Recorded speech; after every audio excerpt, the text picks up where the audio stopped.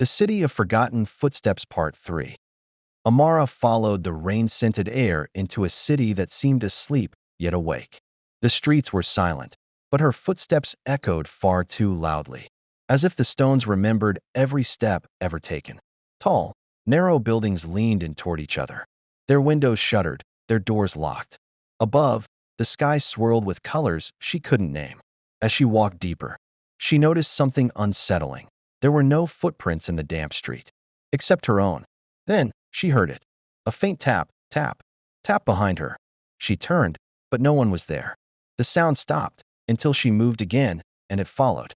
The voice from the river echoed in her memory. Do not follow the lantern light. Do not turn at the third bend.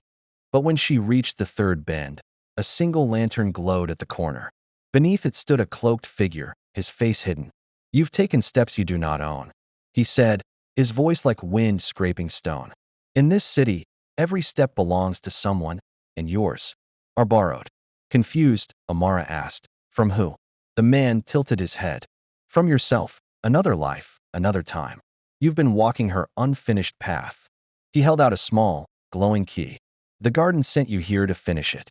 Once you use this, your steps will be your own again, but you must choose where they lead. Behind him, two doors shimmered into existence. One carved from living wood, its surface blooming with flowers from the memory garden. The other of pure silver, rippling like the surface of the singing river. Amara's heart ached. She wanted both, to tend the garden, to follow the river, but she knew she could only take one final step. She closed her eyes and placed the key into. Here, the story leaves the choice to you, in one ending. She returns to the garden and becomes its eternal caretaker. In the other, she follows the river into endless new worlds.